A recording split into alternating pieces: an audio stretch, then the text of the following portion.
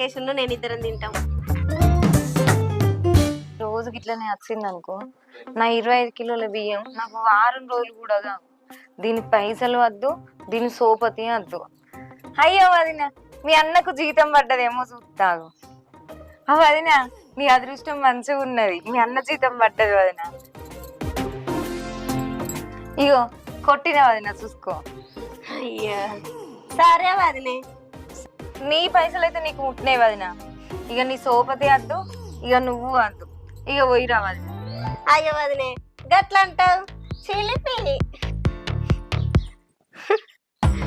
గట్లుంటది మనతోటి. ఏదైనా పని చేస్తే తీయటి మాటలతో చెయ్యాలి. మరి లేకపోతే గట్టిగా అడుగు తిస్తారా? అప్పు వసూలు చేసినా చేయలేదా? రాఖీ బంగారం అత్తనా?